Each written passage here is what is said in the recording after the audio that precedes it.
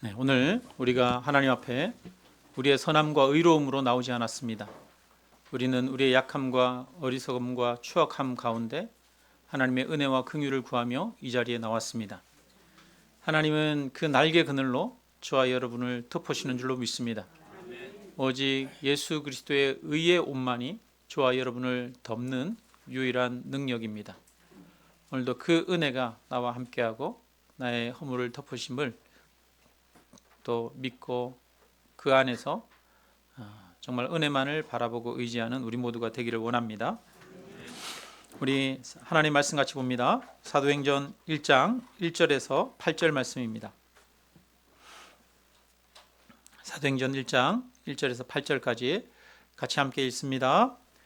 데오빌로여, 내가 먼저 쓴 글에는 무릇 예수께서 행하시며 가르치시기를 시작하심부터 그가 택하신 사도들에게 성령으로 명하시고 승천하신 날까지의 일을 기록하였노라. 그가 고난받으신 후에 또한 그들에게 확실한 많은 증거로 친히 살아계심을 나타내사 40일 동안 그들에게 보이시며 하나님 나라의 일을 말씀하시니라. 사도와 함께 모이사 그들에게 분부하여 이르시되 예루살렘을 떠나지 말고 내게서 들은 바 아버지께서 약속하신 것을 기다리라. 요한은 물로 세례를 베풀었으나 너희는 몇 날이 못되어 성령으로 세례를 받으리라 하셨느니라. 그들이 모였을 때 예수께 여쭈어 이르되 주께서 이스라엘 나라를 회복하심이 이때니까 하니 이르시되 때와 시기는 아버지께서 자기의 권한에 두셨으니 너희가 알 바 아니요 오직 성령이 너희에게 임하시면 너희가 권능을 받고 예루살렘과 온 유대와 사마리아와 땅끝까지 이르러 내 증인이 되리라 하시니라. 아멘. 누가복음 1장에 보면은요 3절에 나도 데오빌로 각하에게 차례대로 써 보내는 것이 좋은 줄 알았노니 이는 각하가 알고 있는 바를 더 확실하게 하려 함이로다. 이렇게 말합니다. 데오빌로라고 하는 사람이 누가복음 1장에 나타난다고요. 기억하시기 바랍니다. 그러면 오늘 사도행전 1장에 어떻게 시작합니까? 데오빌로여, 내가 먼저 쓴 글에는 이라는 구절로 시작합니다. 그러니까 이 사도행전을 쓴 사람이랑 누가복음을 쓴 사람이랑 같은 사람이라 말이겠죠. 먼저 쓴 글은 누가복음을 말하는 것이고 나중에 쓴 글은 사도행전을 말하는 것입니다. 바울과 함께 사역한 의사 누가가 누가복음을 기록했습니다. 그러니까 사도행전의 저자도 누구요? 누가인 것이죠. 사도행전과 누가복음 양이 굉장히 많습니다. 신약 성경 중에 양이 많은 그런 부분에 속하죠. 그래서 이 두 권을 합치니까 신약 성경 전체의 한 4분의 1 정도가 넘는 것 같습니다. 오늘날 우리가 보는 성경으로도 100페이지가 넘습니다. 여러분 혹시 연애할 때 편지 써보셨습니까?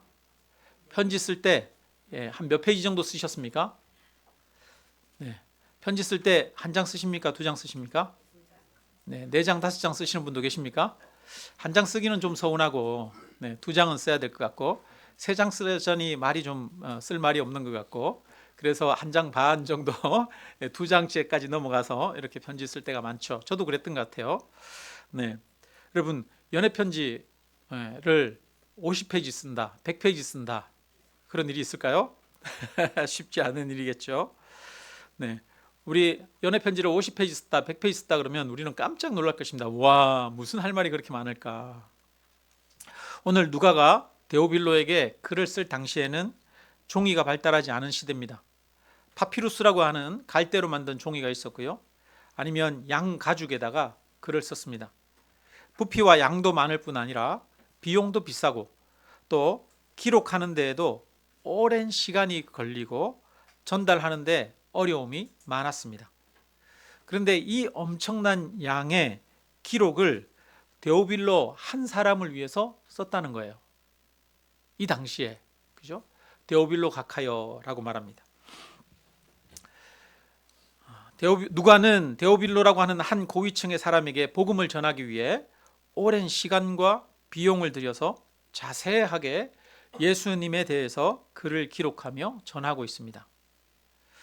한 사람을 위한 누가의 이 노력과 마음을 우리가 기억하면 좋겠습니다. 여러분, 한 사람을 사랑하는 것이 중요합니다. 한 사람에게 복음을 전하는 것이 중요합니다. 주님은 지극히 작은 자 하나에게 한 것이 내게 한 것이다 라고 말합니다. 그냥 작은 자 하나가 아니라 지극히 작은 자입니다. 우리 교회 어린이부 어린이 한 명이 있어도 그 한 명이 소중하고 중요합니다.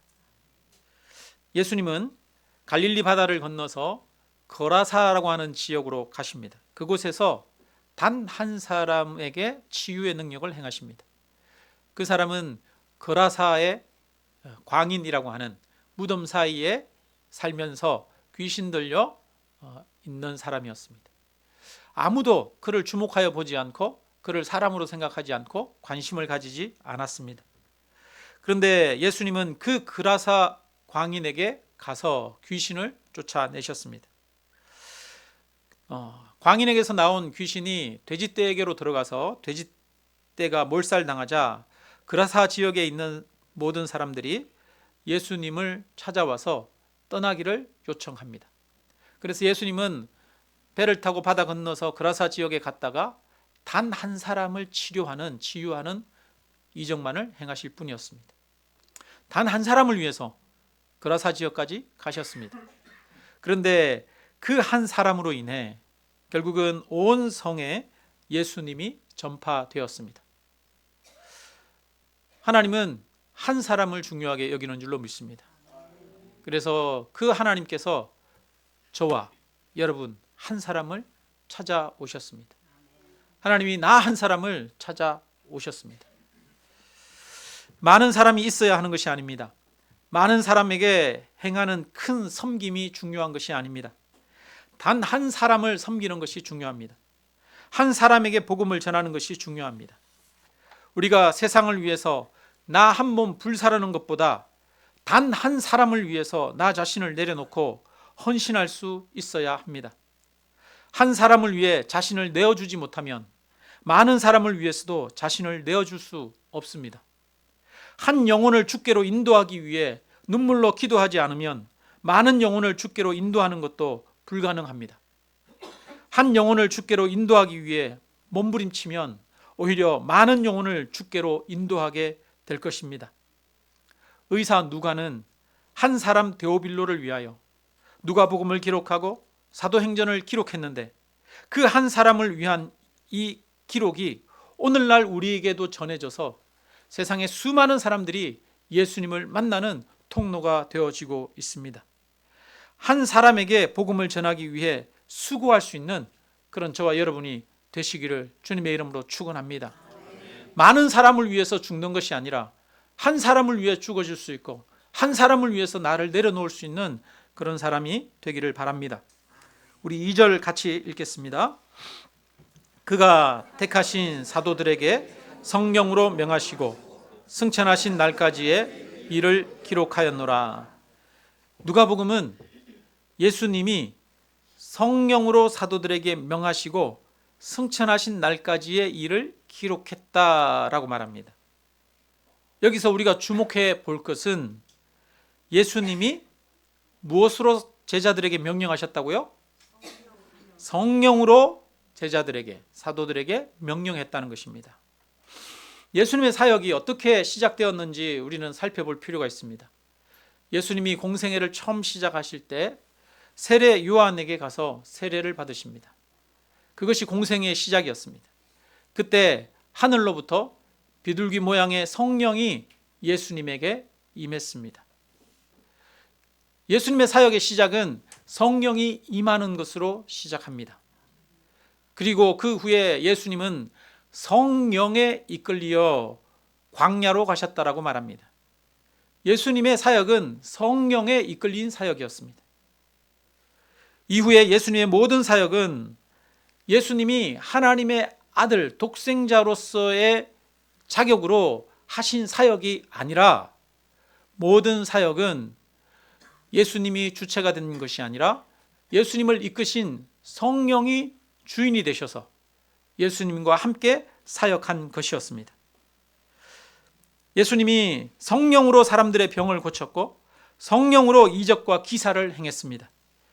예수님이 기도하실 때에도 성령으로 기도하셨습니다.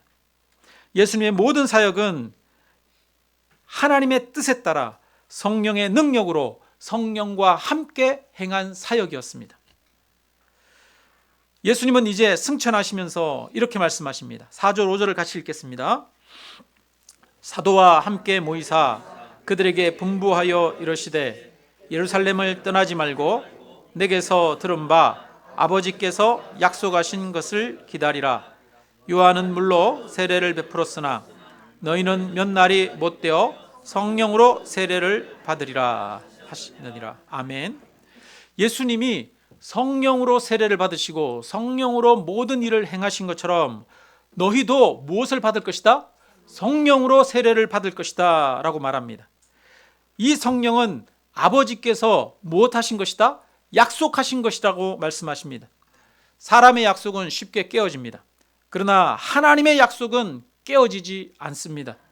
하나님은 그 약속하신 것을 반드시 지키십니다. 구약의 요엘서에 보면 하나님이 내가 내 영을 만민에게 부어주리니 너희 자녀들이 장래 일을 말할 것이며 너희 늙은이는 꿈을 꾸며 너희 젊은이는 이상을 볼 것이며 그때 내가 또 내 영을 남종과 여종에게 부어줄 것이라고 말씀하셨습니다.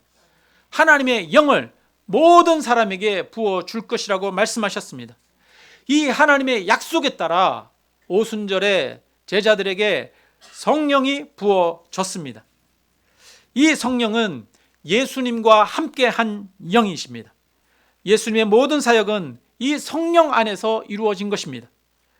예수님은 승천하시면서 더 이상 이 세상에 계시지 않으면서 하나님이 약속한 그 성령을 너희도 기다리라고 말씀하십니다. 여러분, 왜 이 성령을 기다려야 합니까? 예수님이 부활하신 후 40일 동안 제자들에게 보이시다가 이제 승천하셨고 이제 그 제자들이 예수님의 역할을 이어받아서 이 세상에 하나님 나라를 증거해야 할 사명이 있기 때문에 하나님 나라의 일을 하기 위해서는 성령이 있어야 하기 때문이었습니다.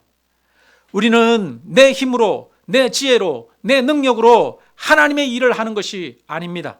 내 능력으로, 내 지혜로, 내 힘으로는 하나님의 일을 할 수가 없습니다. 그것은 하나님의 일이 아닙니다. 그것은 사람의 일입니다. 우리의 능력으로는 하나님의 선을 이룰 수가 없습니다. 오직 성령이 너희에게 임하시면 너희가 권능을 받으리라고 말씀하십니다. 성령 외에는 우리가 하나님의 능력을 나타낼 길이 없습니다. 성령 외에는 예수님이 행하신 그 일들을 따라 행할 수 있는 능력이 우리에게는 없습니다. 성령만이 예수님을 이 세상 가운데 나타낼 수 있는 유일한 길입니다. 성령 외에는 우리가 예수님의 길을 따를 방법이 없습니다. 오직 성령뿐입니다. 예수님과 함께 일하셨던 성령이 다시 우리에게 부어질 때에는 우리가 권능을 받고 예수님이 하시던 사역을 우리가 다시 이 세상 가운데 할 수가 있습니다. 그래서 우리는 성령을 기다려야 합니다. 4절에 보면 예수님은 사도들에게 분부하십니다. 분부하는 것이 아니라 명령하시는 것입니다. 명령. 예루살렘을 떠나지 말고 내게서 들은 바 아버지께서 약속하신 것을 기다리라.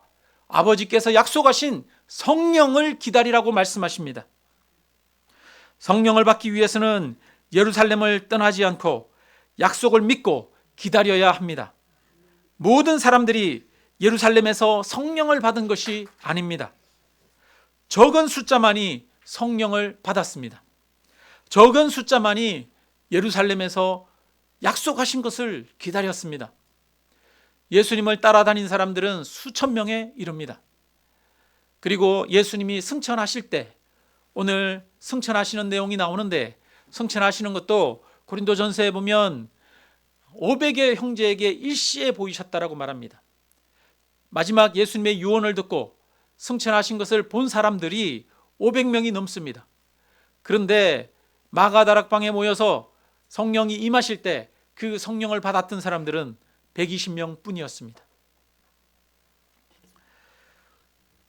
하나님의 약속과 예수님의 명령을 듣고 예루살렘에서 끝까지 기다린 사람은 소수였습니다. 다른 다수의 사람들은 예루살렘을 떠났습니다. 그 자리에 함께 있지 않았습니다. 저와 여러분은 어떻습니까? 저와 여러분은 예루살렘에서 성령이 오시기를 기다리고 있는 자입니까? 아니면 예루살렘을 떠나는 자입니까? 왜 많은 사람들이 예루살렘을 떠났을까요? 예루살렘은 편안하고 즐거운 장소가 아닙니다. 예루살렘은 예수님이 모함당하고 고문당하고 십자가에 못 박힌 고통의 장소였습니다. 예수님이 부활하신 영광의 장소이기도 하지만 예수님은 승천하셔서 떠났고, 예수님을 죽였던 관원들은 서슬프런 눈을 뜨고 예수님의 추종자들이 싹트지 못하도록 사라지도록 탄압하고 있었습니다. 예수님과의 좋은 추억이 있었던 곳은 예루살렘이 아니라 갈릴리였습니다. 예수님과 함께 즐겁게 먹기도 하고 배우기도 하고 예수님이 행하시는 여러 기적들도 갈릴리에서 경험했습니다. 예루살렘보다는 갈릴리에서 부활하신 예수님과 함께 다시 떡을 먹었습니다.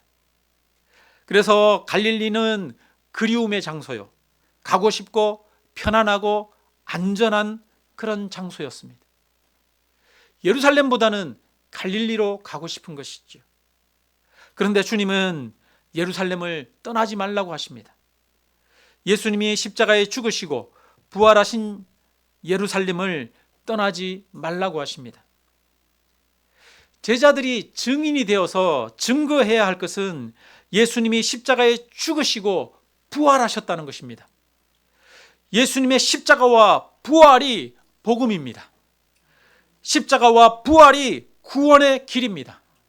십자가와 부활이 진리입니다. 십자가와 부활을 통해서만 우리는 하나님의 마음을 알 수가 있습니다. 십자가와 부활을 통해서만 우리는 참된 인생, 아름다운 인생, 행복한 인생을 살 수가 있습니다. 예수님의 십자가 부활을 증거하는 것이 제자들의 사명입니다. 그래서 예루살렘이 바로 사명이 있는 곳입니다. 십자가와 부활을 전하기 위해서는 고난이 있고 고통이 있고 위협이 있는 예루살렘을 떠나서는 안 되는 것입니다. 예루살렘은 이 사명을 이루기 위해서 고난과 고통은 수고를 견디고 이겨야만 하는 곳입니다. 제자들은 그 고난과 고통을 피하고 떠나는 것이 아니라 위협이 있는 그 예루살렘에서 참고 견디고 인내하며 기도하며 성령을 기다려야 했습니다. 성령은 갈릴리에 임하는 것이 아니라 예루살렘에 임하시기 때문입니다. 성령은 내가 편안하고 내가 만족스럽고 내가 여유로운 곳에 임하는 것이 아니라 성령은 내가 힘들고 내가 고통스럽고 내가 절망스러운 그곳에 성령께서 임하십니다.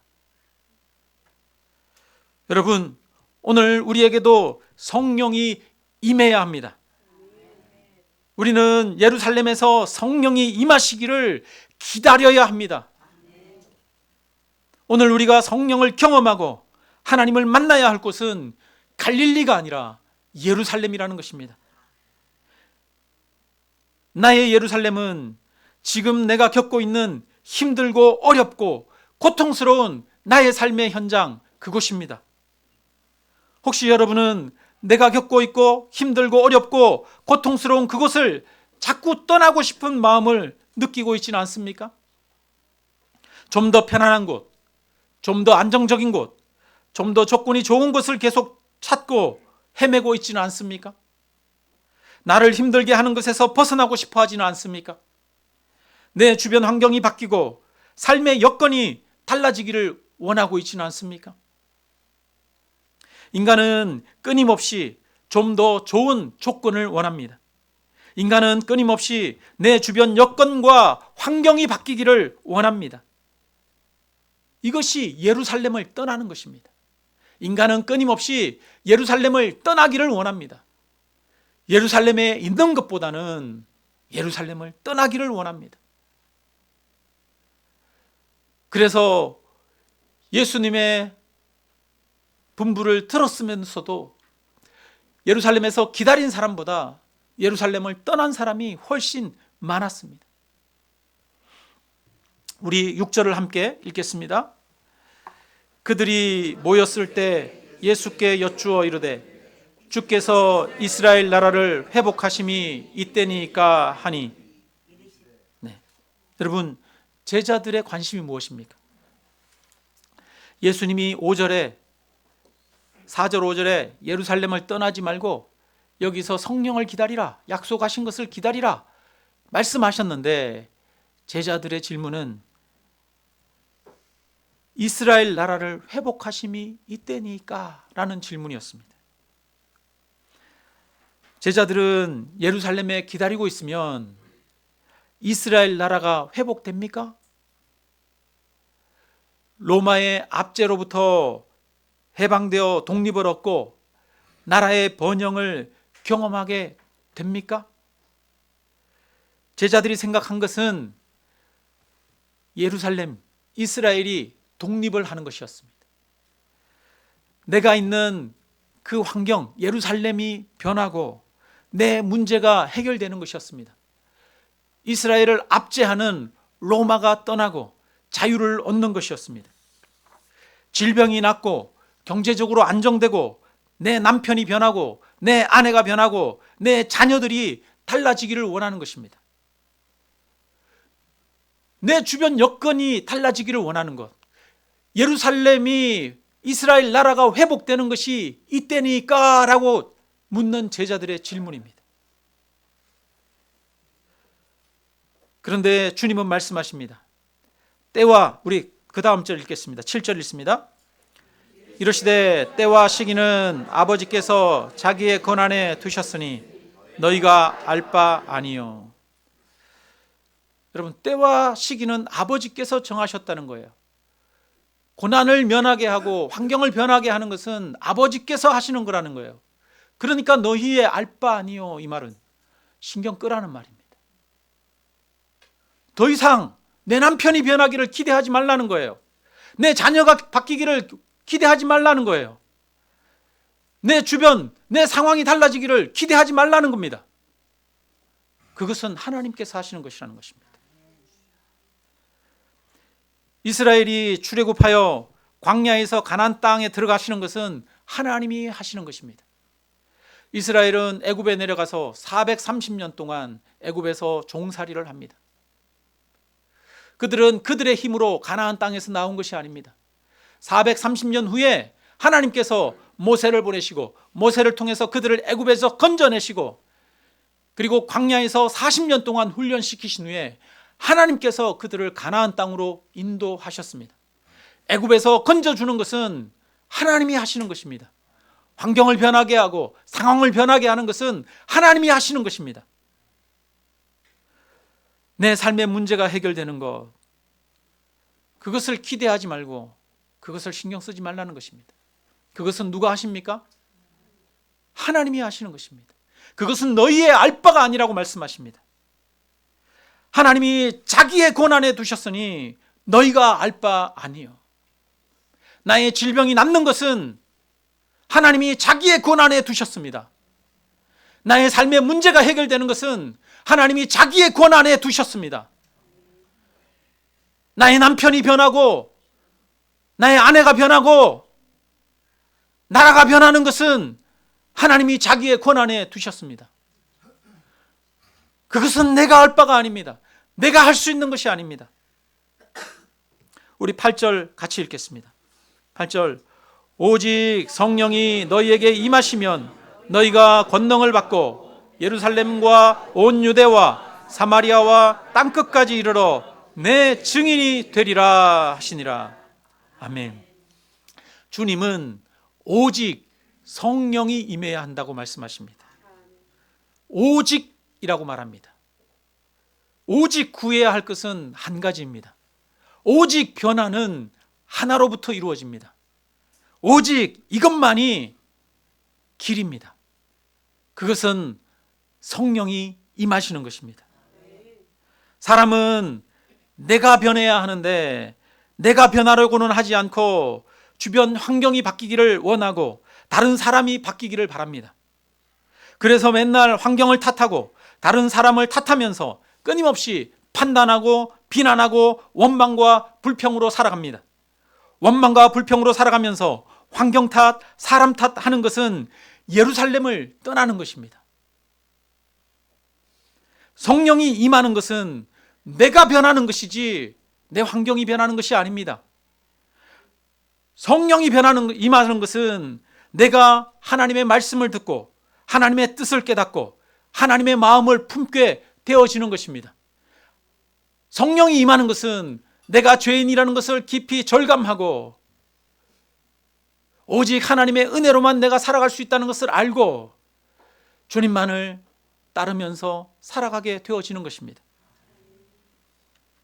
저는 결혼 초기부터 결혼 생활이 정말 힘이 들었습니다.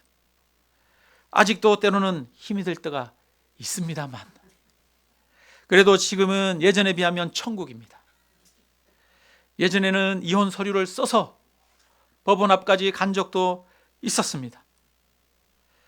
결혼을 하고 10개월밖에 되지 않았을 때 전 재산인 전셋집이 경매로 넘어가고 한 푼도 건지지를 못했습니다.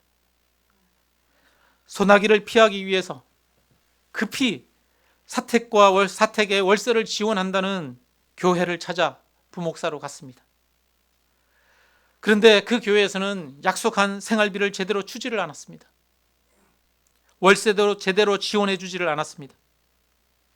저는 교회의 어려운 형편을 알기에 사례비를 달라고 담임 목사님께 말도 못하고 그렇다고 교회를 떠나지도 못했습니다.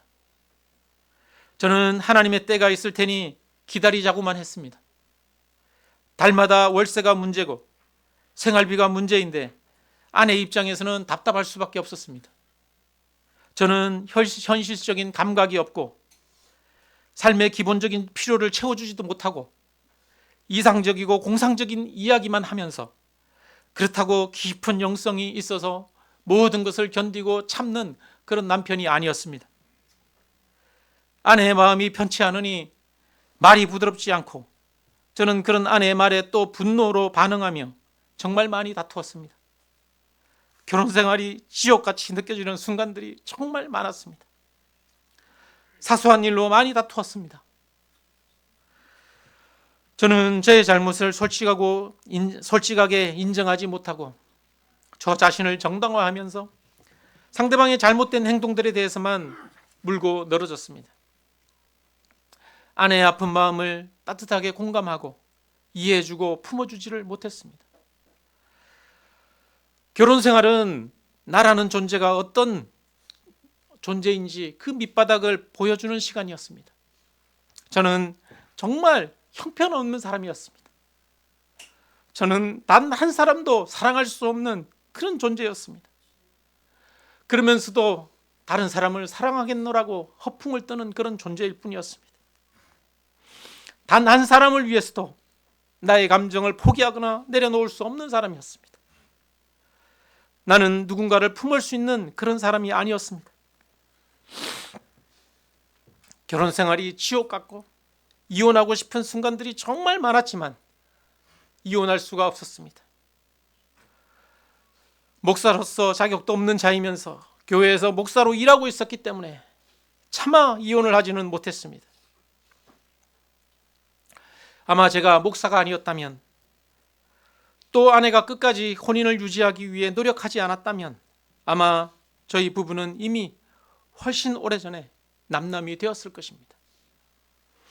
아주 심하게 갈등을 겪고 다투던 어느 날 너무 괴롭고 힘들어서 도저히 이대로는 살 수가 없다, 살 수가 없다 그러던 때 문제 해결을 바라는 마음으로 책을 하나 들고 읽기 시작했습니다. 갈등과 분쟁 해결의 성경적 방법을 제시하는 켄 산데의 화평하게 하는 자라고 하는 책이었습니다. 교회에서 늦게까지 책을 읽으면서 그렇게 흔히 알고 있던 말씀이 새롭게 제 마음에 다가왔습니다. 어찌하여 형제의 눈 속에 있는 티는 보고 내 눈 속에 있는 들보는 깨닫지 못하느냐. 먼저 내 눈 속에서 들보를 빼라. 그 후에야 내가 밝히 보고 형제의 눈 속에 있는 티를 빼리라는 말씀이었습니다. 갈등 해결의 첫 번째는 자기 자신의 허물과 죄를 보는 것이었습니다. 자기 자신의 허물과 죄를 보아야만 밝히 보이게 됩니다. 자기의 죄, 허물을 깨닫지 못하면 다른 것은 보지를 못합니다. 먼저 내 눈 속에서 들보를 빼라. 그 후에야 내가 밝히 보이고 형제의 눈 속에 있는 티를 빼리라 라고 말합니다. 저는 그동안 아내의 허물과 티는 보면서 저의 들보는 보지 않는 그런 사람이었습니다. 진지하게 저의 잘못에 대해서 생각하기 시작했습니다. 억울한 마음, 화나는 마음, 답답한 마음에 아내의 부적절한 행동에만 주목했었는데 그 마음을 내려놓고 아내의 부적절한 행동에 분노하기보다는 오로지 나의 말, 나의 행동, 나의 표정, 나의 태도, 나의 마음에만 집중했습니다. 나의 분노와 거친 말, 무시하는 말들이 보이기 시작했습니다. 나의 행동이 보이자 그로 인해서 아내가 겪었을 상처와 고통도 보이기 시작했습니다. 그리고 처음으로 아내 앞에 앉아서 아내의 잘못이나 행동에 대해서는 항거하지 않고 침묵하고 오로지 내가 상처 주었던 구체적인 말들, 행동들에 대해서 구체적으로 이야기하고 그로 인해서 아내가 느꼈을 감정과 상처들을 제 말로 표현하고 용서를 구했습니다. 이 회개와 고백의 사건은 저에게 어둠에서 빛으로 나온 사건이었습니다. 부부관계에서 나의 잘못을 인정하기 싫어하고 변명하며 역으로 공격하고 합리화하던 사람이 나의 잘못을 객관적으로 보고 있는 그대로를 솔직하게 인정하고 아내의 조언을 신중하게 생각하고 존중할 수 있는 마음을 조금씩 배워가기 시작한 시작이었습니다. 결혼 후 8, 9년의 오랜 기다림의 시간, 고통의 시간, 지옥 같은 시간을 힘들게 경험하면서 체득한 성경 한 절의 말씀이었습니다. 그 말씀 한 절을 깨닫고 적용하는데 정말 오랜 시간이 걸렸습니다. 결혼 생활이 저에게는 떠나지 않고 기다려야 할 예루살렘이었습니다. 저는 결혼 생활이라는 예루살렘을 통해서 하나님의 말씀을 깨닫고 성령의 은혜를 경험했습니다. 결혼 생활이라고 하는 예루살렘을 통해서 나의 죄인됨을 보게 되었고 하나님의 사랑과 은혜를 알게 되었고 그래서 시편 119편에 나오는 고난당하는 것이 내게 유익이라 이로 말미암아 내가 주의 율례들을 배우게 되었다는 그 말씀을 비로소 이해하게 되었습니다. 우리는 고난을 통하여 고통을 통하여 하나님의 말씀을 배우게 되고 하나님의 뜻을 깨닫게 됩니다. 고난과 고통의 자리 예루살렘에서 떠나지 않고 약속한 것을 기다릴 때 하나님의 은혜와 변화하게 하심을 경험할 수 있습니다. 우리 각자에게 떠나지 않고 지키며 기다려야 할 예루살렘이 있을 것입니다. 여러분, 여러분의 예루살렘은 어디입니까? 혹시 그 예루살렘에서 떠나고자 하진 않습니까? 이스라엘 나라를 회복하심이 이때니까 라고 말하면서 내가 변하기보다는 내 환경이 변하고 다른 사람이 변하기를 바라보고 끊임없이 비판하고 원망과 불평으로 살아가고 있지는 않습니까? 우리에게 필요한 것은 오직 성령이 임하시는 것입니다. 우리에게 필요한 것은 오직 하나님께서 내게 찾아오셔서 하나님의 말씀으로 나를 조명하여 주시는 것입니다.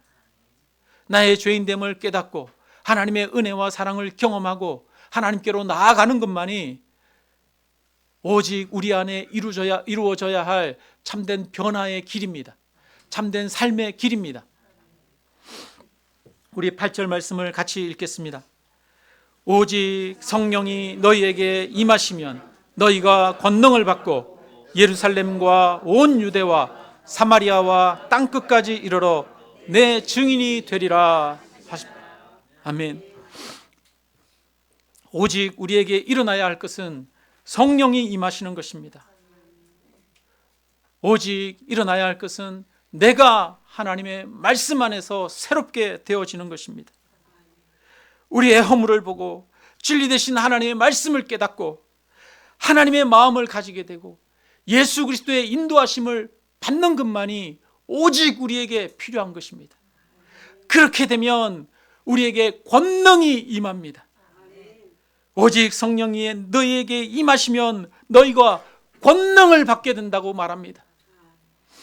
우리가 변하면 비로소 내 주변의 문제가 해결되어집니다. 환경이 변하는 것이 아니라 내가 변해야 답은 나에게 있습니다. 나에게 답이 있는데 우리는 끊임없이 나에게서 답을 찾지 않고 하나님과 나 속에서 답을 찾지 않고 끊임없이 주변에서 답을 찾으려고 합니다.